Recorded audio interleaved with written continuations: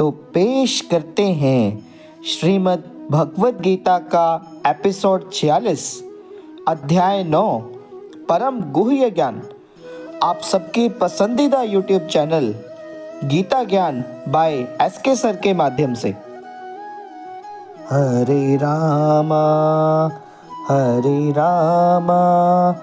रामा रामा हरे हरे, हरे कृष्णा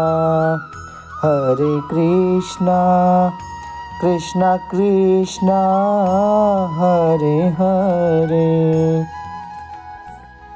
श्रीमद् भगवद गीता के अध्याय 9 परम गुह्य ज्ञान में श्री भगवान पहले श्लोक में कहते हैं, इदं तु ते गुह्यतमं प्रवक्ष्यामि अनसूयवे ज्ञानं विज्ञान सहितं यतः ज्ञात्वा मोक्षयसे अक्षुवभात्। अर्थात श्री भगवान कहते हैं, हे अर्जुन, क्योंकि तुम मुझसे कभी ईर्ष्या नहीं करते, इसलिए मैं तुम्हें यह परम गुह्य ज्ञान और अनुभूति बतलाऊंगा, जिसको जानकर तुम संसार के सारे कलेशों से मुक्त हो जाओगे।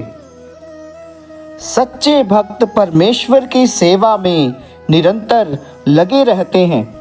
भगवान उस जीव विशेष की मानसिकता और निष्ठा से अवगत रहते हैं जो कृष्ण भावना भावित होता है, और उसे ही वे भक्तों के सानिध्य में कृष्ण विद्या को समझने की बुद्धि प्रदान करते हैं। कृष्ण की चर्चा अत्यंत शक्तिशाली है, और यदि सौभाग्यवश किसी को ऐसी संगति प्राप्त हो जाए और वह इस ज्ञान को आत्मसात करे, तो वह आत्म साक्षात्कार की दिशा में अवश्य प्रगति करेगा। भगवद गीता का पहला अध्याय एक शेष ग्रंथ की भूमिका जैसा है। दूसरे और तीसरे अध्याय में जिस आध्यात्मिक ज्ञान का वर्णन किया गया है, उसे गुह्य ज्ञान कहा गया है। 7वें और 8वें अध्याय में जिन विषयों की विवेचना हुई है, वे भक्ति से संबंधित हैं और कृष्ण भावनामृत पर प्रकाश डालने के कारण गुह्यतर कहे गए हैं। दूसरे श्लोक में श्री भगवान कहते हैं, यह ज्ञान सभी विद्याओं का राजा है, जो समस्त रहस्यों में सर्वाधिक गोपनीय है। यह परम शुद्ध है, और क्योंकि यह आत्मा की प्रत्यक्ष अनुभूति कराने वाला है, तो इसीलिए यही धर्म का सिद्धांत है। यह अविनाशी है और अत्यंत सुख के साथ संपन्न किया जाता है।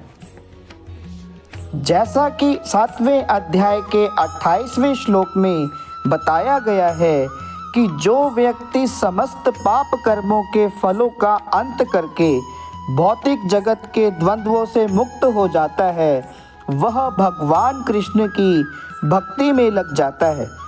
या दूसरे शब्दों में कहें, जो लोग भगवत भक्ति में लगे हुए हैं, वे समस्त कर्म फलों से पहले से मुक्त हुए रहते हैं।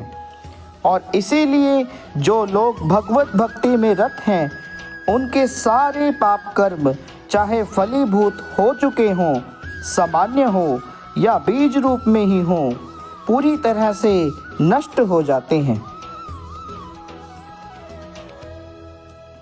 श्रीमद् भागवत गीता में इसकी भी पुष्टि हुई है कि जब एक मनुष्य भक्ति योग संपन्न करके विशेष रूप से किसी महात्मा से श्रीमद् भागवत या भगवत गीता सुनकर शुद्ध हो जाता है, तो वह कृष्ण विद्या या तत्व ज्ञान को समझ सकता है।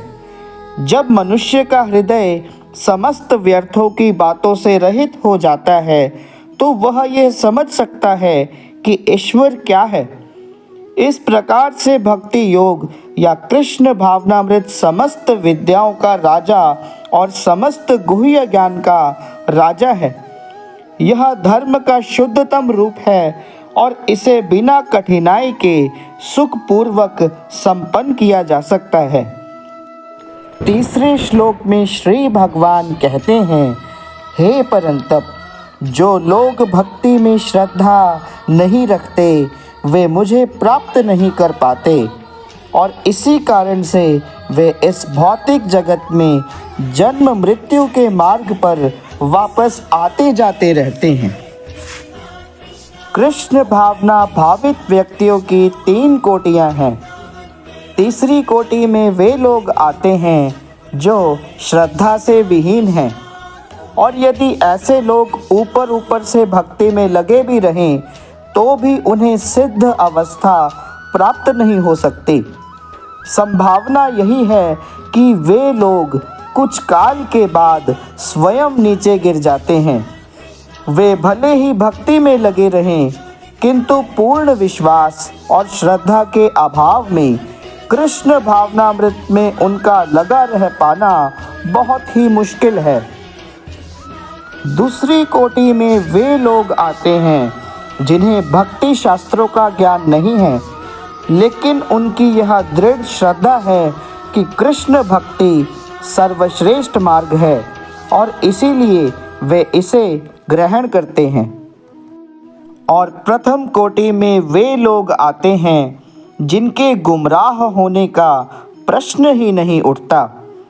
प्रथम कोटि के व्यक्ति निश्चित रूप से प्रगति करके अंत में बहुत ही अभीष्ट फल प्राप्त करते हैं।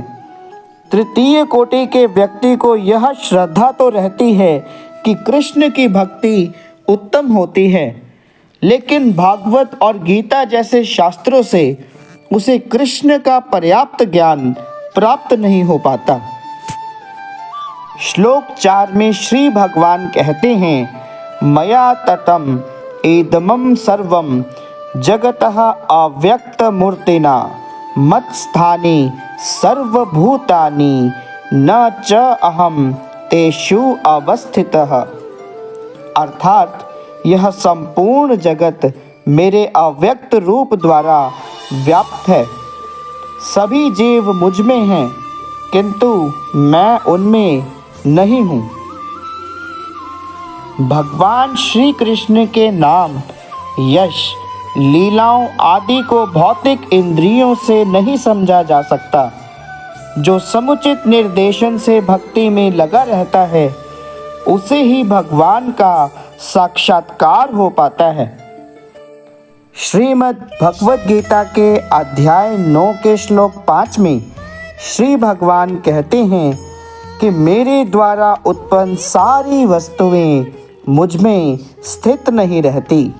जरा मेरे योग ऐश्वर्य को तो देखो। हे अर्जुन, मैं समस्त जीवों का पालक हूँ और सर्वत्र व्याप्त हूँ, लेकिन मैं इस विराट अभिव्यक्ति का अंश नहीं हूँ, क्योंकि मैं सृष्टि का कारण स्वरूप हूँ। भगवान का कथन है कि सब कुछ उन्हीं पर आश्रित है। इसका कोई अन्य अर्थ नहीं लगाना चाहिए। भगवान इस भौतिक जगत के पालनहार और निर्वाह के लिए प्रत्यक्ष रूप से उत्तरदायी नहीं हैं। हम कोई काम करना चाहते हैं तो अनेक विघ्न आते हैं और कभी कभी हम जो करना चाहते हैं वह नहीं कर पाते। लेकिन जब कृष्ण कोई कार्य करना चाहते हैं तो सब कुछ इतनी पूरी तरह से संपन्न हो जाता है कि कोई सोच नहीं पाता कि यह सब संभव कैसे हुआ। भगवान इसी तथ्य को समझाते हैं कि वे समस्त सृष्टि के पालक और धारण करता हैं, किंतु फिर भी वे इस सृष्टि का स्पर्श नहीं करते। केवल उनकी परम इच्छा से हर एक वस्तु का सृजन, धारण, पालन और संहार होता रहता है। उनके मन और स्वयं उनमें कोई भेद नहीं है। जैसा हमारे भौतिक मन में और स्वयं हम में भेद होता है, क्योंकि वे परमात्मा हैं। साथ ही वे हर एक वस्तु में उपस्थित रहते हैं, लेकिन सामान्य व्यक्ति यह नहीं समझ पाता कि वे साकार रूप में किस तरह से उपस्थित हैं। तो इसके साथ ही श्रीमद् भगवद गीता का एपिसोड 46 पूर्ण होता है। अगर हमारी वीडियो पसंद आए तो वीडियो को लाइक करें, हमारे YouTube चैनल गीता ज्ञान को सब्सक्राइब करें और इस वीडियो को आगे ज़्यादा से ज़्यादा शेयर करें। जय श्री कृष्ण।